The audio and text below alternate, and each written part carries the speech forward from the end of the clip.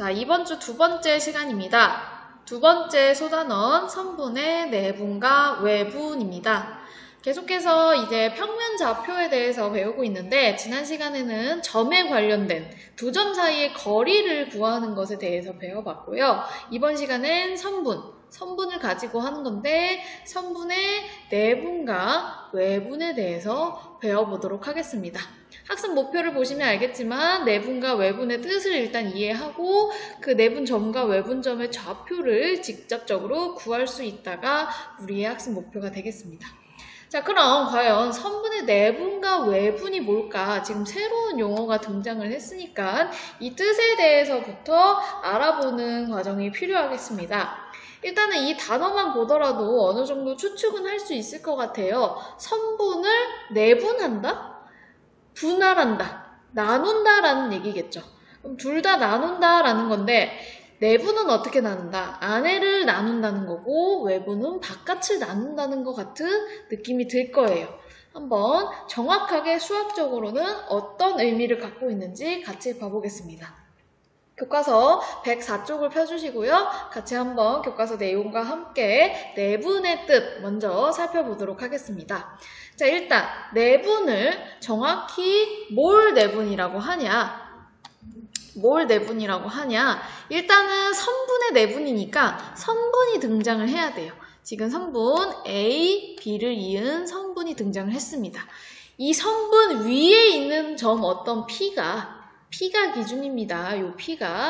이 P가 어떨 때 AP 대 PB는 M 대 N일 때 AP 대 PB가 M 대 N의 비율을 가지고 있을 때 그 점 P를 바로 선분 AB를 M 대 N으로 내분한다라고 한다고 하네요. 자, 이해하셨습니까? 선분 P가 어떤 내분점이 되는 거고요. 이 내분한다는 건 무슨 얘기냐? 선분의 위에 있는 점 P에 대해서 정확하게 AP 대 PB의 비율이 M 대 N을 가질 때 그때 그 점 P를 선분 AB를 M 대 N으로 내분한다라고 합니다. 자, 우리가 추측했을 때와 마찬가지로 안쪽을 나눈다라는 개념으로 이해를 했는데 실제로 그 내분점은 선분 AB의 위에 있는 것을 볼 수가 있네요. 선분 A와 B, 점 A, B 사이에 있다는 것을 볼 수가 있습니다. 자, 그러면은 내분의 뜻은 얼추 알겠어요. 그러면은 직접적으로 이 내분점을 과연 어떻게 구하느냐의 문제가 이제 알아봐야겠죠. 그러면은 구하고 싶은 이 내분점을 미지수로 두고 아마 점 A와 점 B는 주어질 거예요, 좌표가. 근데 우리는 이제 일반적으로 주어진 거를 문자로 표현해서 얘는 x1, 얘는 x2라고 해볼게요. 그런 식으로 해서 한번 알아보겠습니다. 자, 그러면은 A가 클지 B가 클지 모르기 때문에 두 가지 경우로 나뉠 거예요. A가 더 작은 경우, B가 더 작은 경우. 이거는 우리가 두 점 사이의 거리를 할 때도 일반적으로 표현했을 때는 둘의 대소관계를 모르기 때문에 나눠서 그렸었어요. 똑같은 겁니다. 자, 그러면은 위의 경우부터 한번 요 미지수 x를 구해봅시다. 우리는 이 내분점을 구하는 게 목표가 되겠습니다. 이미 x1과 x2는 알고 있는 좌표라고 생각을 하시면 돼요. 우리는 이 x를 구하는 게 목표다. 자, 근데 우리가 알고 있는 건 뭐밖에 없어요? AP 대 PB의 길이의 B가 M 대 N이다 라는 것밖에 모르니까 걔를 사용해야겠죠. 그러면 AP 대 PB를 직접 한번 써볼 건데 AP의 길이를 어떻게 구하죠? 바로 여기서 지난 시간에 배운 지식이 사용되죠. AP의 길이는 어떻게 구한다? x1에서 x를 뺀 거에 절대값을 구한다. 근데 우리는 지금 대소관계를 이미 알고 있기 때문에 왜요? P가 x1보다 더 오른쪽에 있잖아요. A, B 사이에 P가 존재하기 때문에 당연히 P점이 A점보단 큽니다. 그러니까 정확하게 절대값을 제거하고 쓰려면은 큰 숫자에서 작은 숫자를 뺀 게 바로 AP의 길이가 되겠죠. 그 다음에 PB의 길이는 어떻게 되겠습니까? 두 좌표의 차의 절대값이지만 절대값을 빼고 쓰려면 큰 수에서 작은 수를 빼면 된다. 이렇게 작성하면 절대값을 빼고 완벽하게 우리가 두 선분의 길이를 구한 거죠. 근데 이 두 선분의 비율이 어떻게 된다? m 대 n이다. m 대 n이다. 이걸 이용해서 x를 구해야겠죠. 자, 비례식 어떻게 풀죠?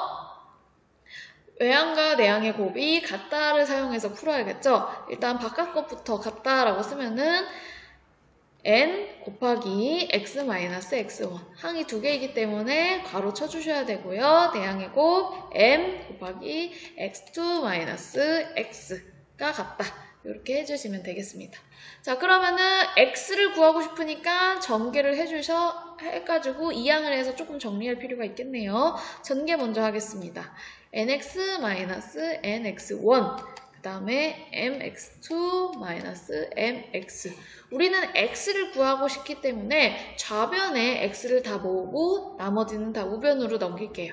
그러면은 마이너스 mx를 넘기시면 mx 플러스 얘는 냅둬야겠죠? 그 다음에 오히려 얘를 이항시키면은 원래 있던 얘와 이항시켜서 넘어온 이렇게 정리가 되겠네. 우리는 x만 구하고 싶어요. 양변에 뭘 나눌까를 생각을 해봐야 되는데 일단 좌변이 x로 묶이네요. x로 묶으면 n 플러스 n으로 묶일 테고요. 우변은 일단 그대로 냅두면 되겠네요. 그럼 최종적으로 x는 뭐가 된다? m 플러스 n 분의 mx2 플러스 nx1이 된다라는 사실을 알 수가 있겠네요. 자, 굉장히 지금 복잡해 보이지만 실제로 선분의 내분 외분은 외워야 할 정도로 조금 복잡해요. 이따가 외우는 팁을 말해주긴 할 테지만 이렇게 내분점을 구하는 공식이 이렇게 탄생하게 되겠습니다. 한번 그럼 구체적인 예시로 생각을 해볼까요? 구체적인 예시로 한번 생각을 해볼게요.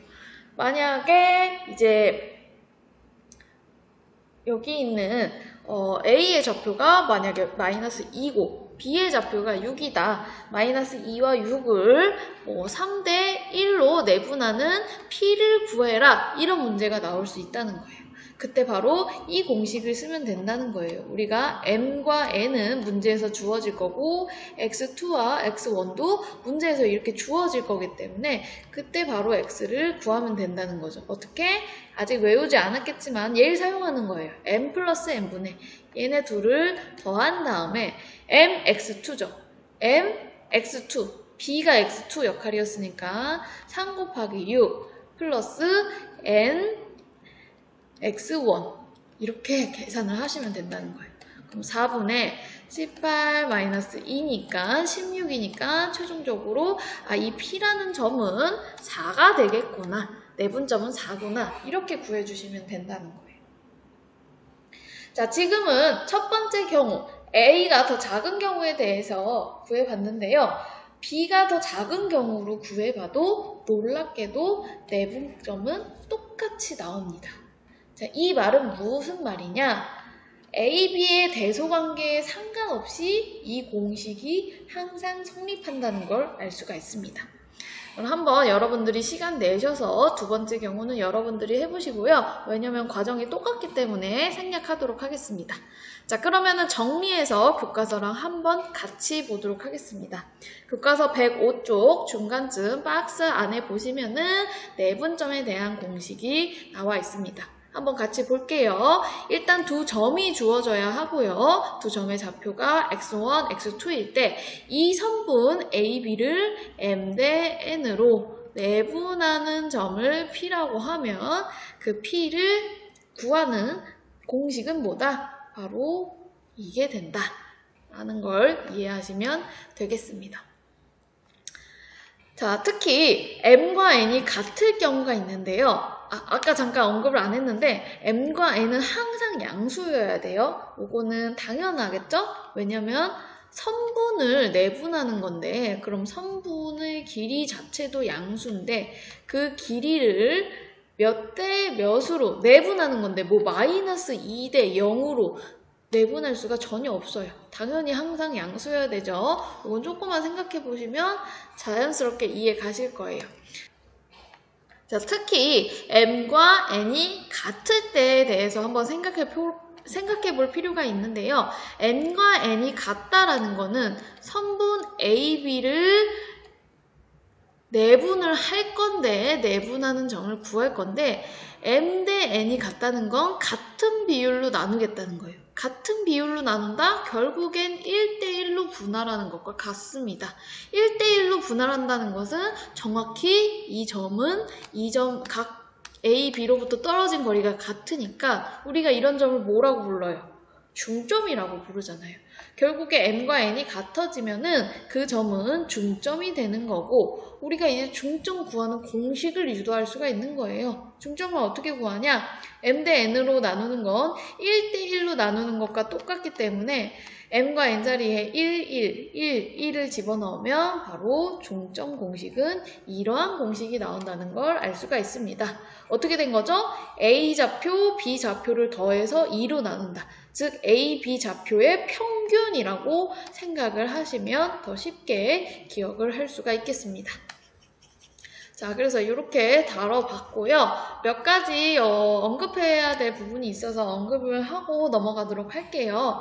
아까 전에 우리가 방금 전에 공식을 유도하는 과정에서 A와 B의 좌표에 순서가 상관이 없었어요. 대소관계가. 그쵸? 그래서 사실은 알아두셔야 할 게 x1 그리고 x2의 대소관계가 상관이 없는 공식이고요. 심지어 m과 n의 대소가 관계없이 항상 성립하는 공식이 되겠습니다. 알아두시면 되겠고요. 그 다음에 중요한 게 있습니다. 지금 이 공식이 꽤 복잡하게 생겼는데 이 공식을 유도하는 과정에 있어서 순서가 굉장히 중요합니다. 순서가 굉장히 중요하거든요. 어떤 순서? 선분 A, B라고 나와 있는 거 그리고 M 대 N이라고 나와 있을 때 딱 이 공식이 되는 거예요. 만약에 선분 BA로 바뀌거나 N 대 M으로 바뀌면은 이 공식도 바뀌거든요. 자리를 잘 기억해 주셔야 돼요. M 대 N이면 M이랑 X2랑 곱하셔야 됩니다. 즉 M이랑 B 좌표를 곱하셔야 되고요. N이랑 첫 번째 선분 시작점의 좌표를 곱하셔야 됩니다. 자, 이해가 안 가시면 예를 들어볼게요. 선분 지금 A, B를 M 대 N으로 내분하는 점을 생각하고 있는데요. 만약에 선분 BA를 똑같이 M 대 N으로 내분한다? 그럼 이 두 점의 좌표는 다르다고요. 만약에 바꿔서 그러면은 똑같이 A, B인데 만약에 순서를 바꿔서 N 대 M으로 내분한다? 그럼 이 두 점은 다르다고요.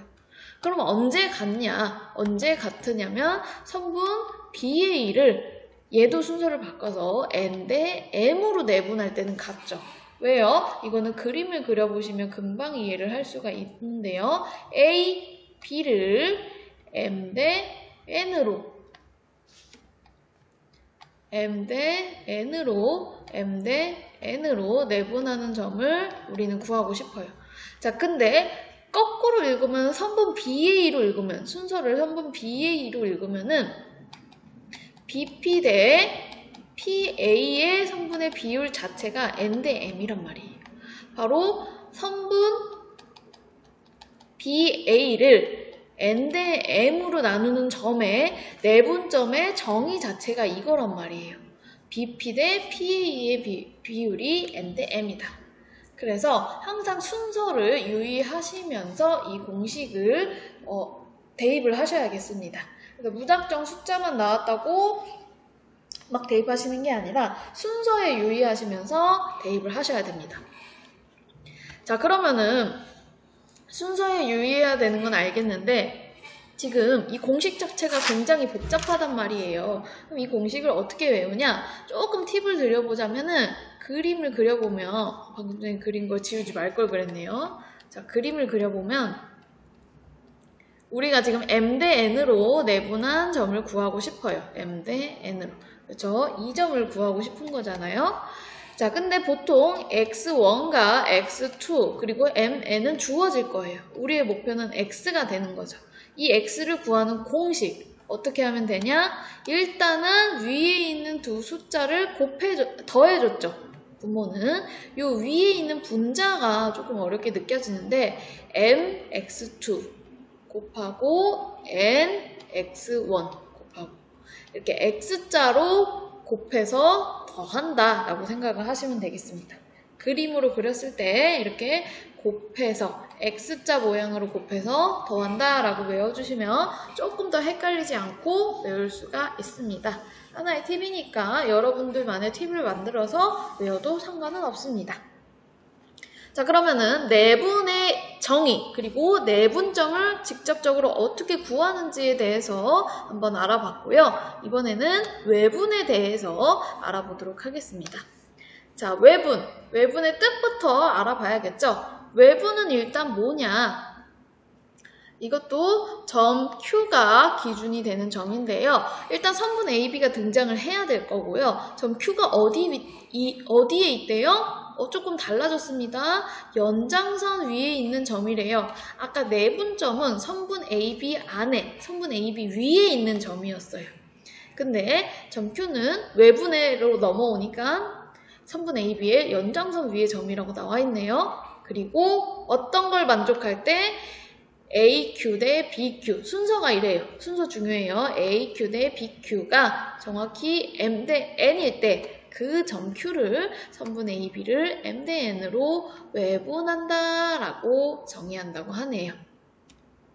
자, 그럼 여기서도 눈여겨봐야 될 게 있는데 M과 N은 당연히 양수여야 되고요. 이건 내분에서도 양수여야 했습니다. M 대 N으로 나누는 거기 때문에 음수로 나누는 건 말이 안 돼요. 자, 근데 내분과 달리 추가된 게 있죠. 자, 얘가 추가됐는데 그럼 왜 얘가 외분에서 추가됐을지 한번 그림으로 이해를 해볼게요.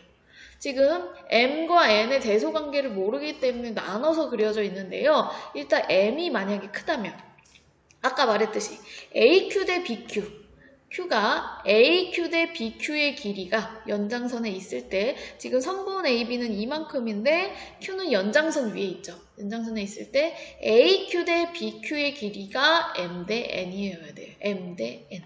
근데 M이 지금 더 크다고 했기 때문에 이 Q가 연장선이 사실 왼쪽으로도 갈 수 있는데 오른쪽으로 간 B쪽으로 뻗어간 연장선 위에 Q가 있을 수밖에 없죠. 왜요? M이 더 크다고 했으니까.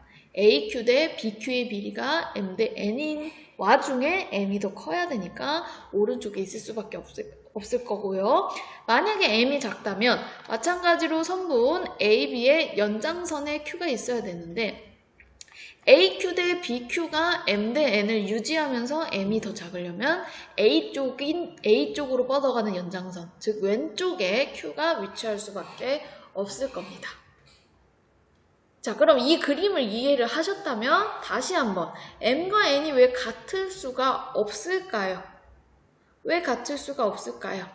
Q라는 점은 뭐 오른쪽으로 가든 왼쪽으로 가든 간에 어쨌든 AB 선분을 벗어나서 연장선 위에 있는 점이란 말이에요. 아무리 가까워진다고 해도 이 AQ 대 BQ의 길이가 같아질 수가 절대 없어요. 왜요? AQ 대 BQ는 선분 AB의 길이만큼 무조건 차이가 난단 말이에요.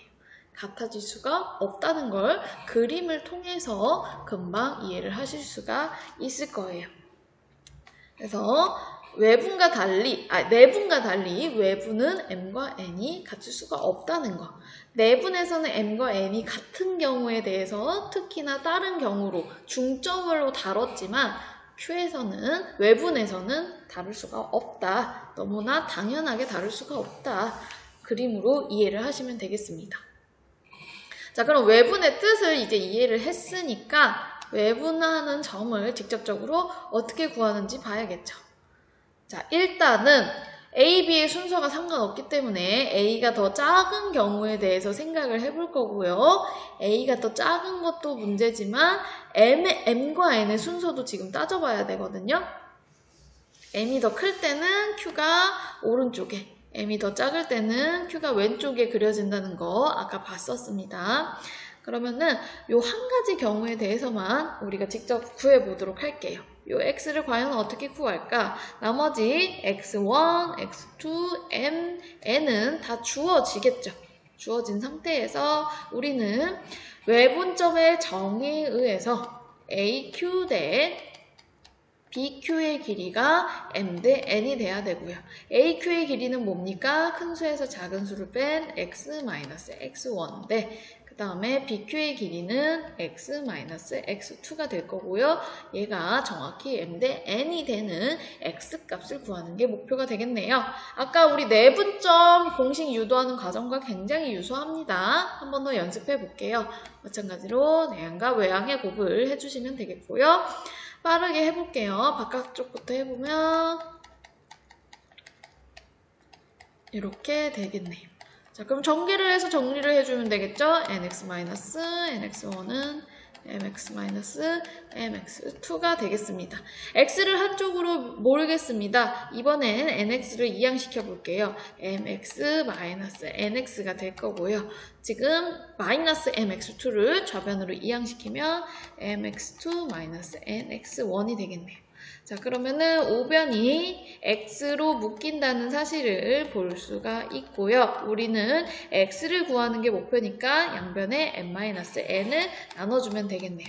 결국에 x값은 뭐다? n-n분의 mx2-nx1이라는 사실을 알 수가 있겠네요. 자, 지금 눈치가 빠른 학생들은 알아챘을 텐데요. 우리가 아까 내분점으로 구했던 공식과 굉장히 유사하다는 사실을 지금 볼 수가 있어요. 내분점은 뭐였었냐? n 플러스 n분의 mx2 플러스 nx1이었거든요. 차이점이 지금 뭐죠? 네, 정확히 가운데 이 부호만 달라졌다는 걸 알 수가 있습니다. 그래서 내분점 하나만 외우시면 외분점은 그냥 자동적으로 외워지신다고 보면 돼요. 위에 있는, 지금 여기 위에 있는 이 부분은 어떻게 외웠었죠? 이렇게 x자로 곱해서 하는 거였다. 그거 외우시고 외분점으로 넘어가면서 가운데 플러스를 마이너스로만 바꿔주면 되겠구나 라고 캐치하셔서 외우시면 더 조금만 노력해서 외울 수가 있겠죠. 자, 지금 첫 번째 A가 더 작고 M이 더 큰 경우에 대해서만 구해봤는데요. 나머지 M이 더 작은 경우, 그리고 오히려 A와 B의 순서가 반대인 경우에도 똑같이 해보시면은 전부 다 똑같이 외분점은 이 공식으로 유도된다는 사실을 알 수가 있을 거예요. 궁금하신 분들은 시간 내셔서 한번 해보시고 우리는 교과서로 바로 정리를 하도록 하겠습니다. 교과서 106쪽 중간쯤 박스에 나와 있죠. 선분 위에 있는 선분을 외분하는 점에 대한 공식입니다. 한번 다시 볼게요. 일단 두 점의 좌표가 나와 있어야 될 거고요. 그 두 점을 이은 선분 AB를 M 대 N으로 외분하는 점을 Q라고 했을 때 그 Q의 점의 좌표는 이렇게 구하면 된다. 내분과 비교해서 구하면 외울 공식이 아니다. 우리는 내분 공식만 외우면 된다. 라고 생각을 하시면 되겠습니다. 자, 이것도 마찬가지로 아까 말했듯이 순서가 굉장히 중요합니다. 지금 선분 AB를 M 대 N으로 외분하는 점은 선분 BA를 N 대 M으로 외분하는 점과 같을 거예요. 자, 헷갈리시면 안 돼요. 만약에 선분 AB를 N 대 M으로 외분하는 점을 구하라. 이렇게 하면 전혀 다른 점이 돼요. 전혀 다른 점. 요거 한번 해볼까요? 선분 AB를 N 대 M으로 외분하는 점. 그러면은 X는 어떻게 구한다? 그 점은 어떻게 구한다? 일단 빼주시는데 요 순서가 바뀌겠죠. 순서가 바뀌어서 해주시고 그리고 nx2 mx2 즉 m의 자리에 n의 자리에는 m이 들어가는 순서가 바뀌는 전혀 다른 식이 나옵니다. 그래서 항상 순서에 유의하시면서 실제 문제를 풀 때 적용하셔야 되겠습니다.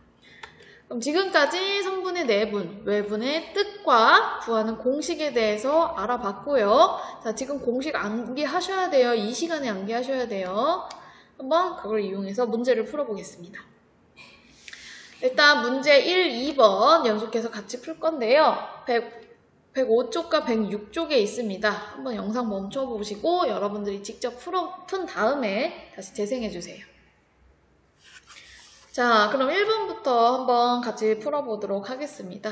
1번에 1번. 일단은 선분 AB를 1대2로 내분하는 점의 좌표네요. 아직은 헷갈리시면 다 쓰세요. x1, x2, 얘가 m, 얘가 n이구나. 이렇게 다 쓰시고 계산을 하시면 되겠습니다. 한번 그럼 공식도 써볼까요? 공식은 뭐다?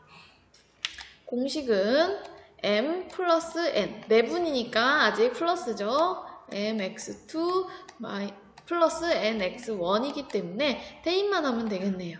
1 플러스 2분의 1 곱하기 x2 7. 그 다음에 n 곱하기 마이너스 5니까 괄호를 쳐야겠죠. 계산하면 3분의 7 마이너스 10. 그럼 3분의 마이너스 3이니까 마이너스 1이네. 즉 선분 AB를 1대2로 내분하는 점의 좌표가 마이너스 1이구나. 해결을 해주시면 되겠죠. 그 다음에 내분이니까 m과 n이 같은 경우가 있을 수 있죠. 그 경우가 바로 중점이라고 했었고요. 중점의 좌표는 굉장히 쉬웠습니다. 뭐였죠? 두 점의 좌표의 평균이었다. 마이너스 5랑 그럼 7을 더해서 2로 나누면 되겠죠? 2분의 2니까 1. 이렇게 깔끔하게 마무리를 할 수가 있겠네요. 외분도 연습을 해볼까요? 외분입니다. 자, 외분 두 가지 문제가 나와 있는데 지금 순서가 바뀌었다는 사실을 알 수가 있네요. 위에서는 m 대 n이 2대 1이고 밑에서는 m 대 n이 1대 2다. 그래서 순서 유의하시면서 풀어야 되는 문제가 되겠습니다. 자, 헷갈리시면 쓰시고요. 공식도 헷갈리시면 옆에 써놓으세요. m-n분의 mx2-nx1. 우리 내분점에서 가운데 부호만 바꿔주면 된 거였습니다. 자, 1번부터 해보겠습니다. m-n분의 mx2 음수니까 가로 치시고요. 자, 마이너스죠. 헷갈리시면 안 돼요. 그 다음에 nx1 이건 가로를 굳이 안 써도 되니까 그러면은 1분의 마이너스 2 마이너스 3이 되겠네요. 즉 마이너스 5가 바로 성분 AB를 2대1로 외분한 점이 되겠습니다. 자, 두 번째 m과 n이 바뀌었습니다. 1 마이너스 2 순서 주의하세요. 1 곱하기 마이너스 1 마이너스 2 곱하기 3 그러면은 마이너스 1분의 곱해도 마이너스 1 마이너스 6 그러면은 마이너스 1분의 마이너스 7이니까 결국엔 7이구나. 그래서 m과 n이 순서가 바뀌면은 지금 전혀 내분하는 점의 좌표가 달라진다는 사실을 볼 수가 있겠습니다. 자, 지금까지 우리가 선분 위에 있는 내분, 외분을 다뤄봤는데요. 그 선분이 우리가 수직선일 때만 지금 국한시켜서 문제를 다뤄왔어요. 자, 근데 우리는 수직선에서만 점을 찍을 수 있는 게 아니었잖아요. 또 어디서 찍을 수 있었죠? 좌표평면에서도 찍을 수가 있었죠. 그러면은 좌표평면에선 도대체 어떻게 선분의 내분, 외분점을 구하는지까지 한번 배워보도록 하겠습니다. 교과서는 107쪽이고요. 좌표평면 위에 있는 선분을 내분하는 점과 외분하는 점을 어떻게 구할지 한번 알아보겠습니다. 자, 우리가 이미 알고 있는 지식을 사용하면 되거든요. 한번 보겠습니다. 일단 좌표평면 위에 있는 점이기 때문에 점의 좌표 자체가 순서쌍으로 나타나죠. 그래서 점 A와 점 B를 x1, y1이라고 했으니까 이렇게 나타낼 수 있을 거고 B는 x2, y2니까 x축과 y축에 수선을 내렸을 때 점의 좌표를 알 수가 있겠네. 바로 이 AB, 선분 AB를 이번에는 마찬가지로 m 대 n으로 내분하는 점을 생각해 보겠습니다. 그림상으로 그려보면 바로 이 P를 구하는 거겠죠. 우리는 이 빨간 색깔 점 P를 구하는 걸 거고요. 그 P의 좌표를 일단 미지수 x, y라고 뒀네요. 그러니까 마찬가지로 수선을 내려도 x, y라고 쓸 수 있겠고요. 결국에는 이 x와 이 y를 구하는 게 우리의 목표가 되겠습니다. 자, 근데 어떻게 구하느냐? 아까 말했듯이 우리가 이미 알고 있는 지식을 사용해야 된다고 했어요. 알고 있는 지식이 뭐죠? 교과서에도 나와 있습니다. 중학교 2학년 때 배운 평행선 사이에 있는 선분의 길이의 비입니다. 지금 주어진 것처럼 평행한 선분이 있을 때, 평행선이 있을 때 그 사이를 지나가는 선분 두 개에 대해서 A 대 B의 비율과 A'과 B'의 비율이 같다는 거예요. 지금 어떤 걸 볼 수가 있냐? 지금 여기가 다 평행하단 말이에요. 우리가 평행한 걸 기호로 이렇게 화살표로 표시하잖아요. 평행할 때 이 파란색 선분과 X축이 지나가는 선분이라고 생각하면 이 길이가 M 대 N이었기 때문에 결국에 요 밑에 있는 비율도 몇 대 몇이다? M 대 N이다 라는 사실을 추측을 할 수가 있습니다. 그러면은 지금 이 X축, 즉 수직선에서 봤을 때 A', B', 선분 A', B'을 M 대 N으로 내분하는 점이 P'이라는 걸 알 수가 있네. 그 P'의 좌표만 구하면 결국엔 우린 P의 X좌표를 구한 격이 되는 거란 말이에요. 자, 그러면은 우리가 무슨 사실을 알아냈는지 정리를 해보겠습니다.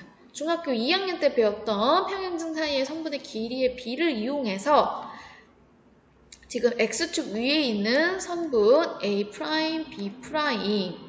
B'을 M 대 N으로 내분한 점이 바로 P라는 사실을 알 수가 있고요.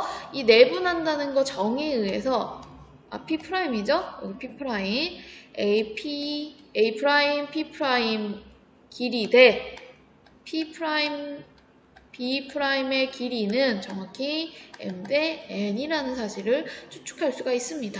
그럼 우리 이 X값 구하는 건 뭐 일도 아니죠. 이미 우리가 수직선 위에 있는 선분에서의 내분점 구하는 공식은 했단 말이에요.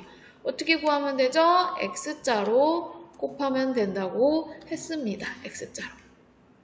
어떤 결론이 나오니까 n 플러스 n분의 mx2 플러스 nx1이네. 바로 이 x의 좌표는 얘가 되는구나. 바로 P점의 x의 좌표도 얘가 되는구나 라는 사실을 알 수가 있겠네요. 자, 그러면은 이제 추측을 할 수가 있을 거예요. 과연 이 y좌표는 어떻게 구할까? y좌표도 똑같이 여기 평행선이 보입니다. 평행선이 보이고 선분이 이렇게 두 개 보이네요. 그러면 어떤 사실을 추측할 수가 있냐면 여기가 M 대 N으로 될 거고요. M 대 N. 그럼 똑같이 마찬가지로 이 Y축 위에 있는 선분 Y1, Y2 길이를 M 대 N으로 내분하는 점의 좌표가 Y가 되겠네요. 그러면은 마찬가지로 또 X자로 곱해서 나눠주시면 되겠죠. 그럼 어떻게 되겠어요? 충분히 추측할 수 있을 거예요. Y좌표는 어떻게 나올 거다? 똑같이 이렇게 나오되 여기가 Y의 좌표로 들어가면 되겠죠. 그럼 어떤 결론을 내릴 수가 있냐? 저 P의 좌표는 당연히 순서상으로 나타날 건데 X좌표는 위에서 구한 대로 이렇게 나올 거고요. Y좌표는 이렇게 나오겠네. 여기가 틀렸죠. Y1. 자, 그럼 결론만 놓고 봐보겠습니다. 결론만 놓고 보시면 우린 뭘 알 수가 있냐면은 X좌표끼리 M 대 N으로 내분해서 우리가 구하고 싶은 내분점의 X좌표를 얻으면 되고요. 그 다음에 Y좌표끼리 또 M 대 N으로 내분해서 우리가 원하는 내분점의 Y좌표를 구하면 되는구나. 따로따로 계산을 하면 되는구나. 결국에 우리가 수직선에서 한 선분에서 수직선 위에 있는 선분에서 내분을 구한 거를 두 번 작업을 하면 되는구나 라고 이해를 하시면 되겠습니다. 자, 지금은 내분만 지금 한번 직접 유도를 해봤는데요. 같은 방식으로 외분하는 것도 충분히 유도를 하실 수가 있을 거고요. 외분한 점도 유출을 할 수가 있겠죠. 외분하면 어떻게 바뀌겠어요? 똑같대. X좌표끼리 Y좌표끼리 나눠서 계산하는 거가 될 거니까 여기가 마이너스로 바뀌겠죠. 뭐는요? 외분점은 여기가 지워지고 마이너스 이렇게 바뀐다는 사실을 추측할 수가 있겠습니다. 실제로 여러분이 그림 그려두시고 방금 전에 배운 중학교 2학년 때 지식을 사용해서 해보시면 똑같이 나오게 됩니다. 우리는 그 내용은 넘어가고 교과서 내용으로 바로 정리하겠습니다. 교과서 107쪽 맨 밑에 있는 박스죠. 한번 같이 보겠습니다. 뭐라고 나와 있습니까? 좌표 평면 위에 있는 두 점이 주어져 있고 그 선분 AB를 M 대 N으로 내분하는 점과 외분하는 점을 각각 PQ라고 했을 때 자, P가 내분이고요. Q가 외분입니다. 어떻게 된다? X 좌표끼리, Y 좌표끼리 내분을 하고 외분을 하면 된다는 거예요. 우리가 수직선 위에서 있는 선분의 내분, 외분에서 했던 작업을 그냥 2번 해주시면 된다고 생각하면 되겠습니다. 자, 그럼 오늘 수업은 여기까지 다루도록 하겠고요. 다음 시간까지 꼭 요 공식 암기해 오시고 다음 시간에 관련된 문제를 조금 더 해결을 해보도록 하겠습니다.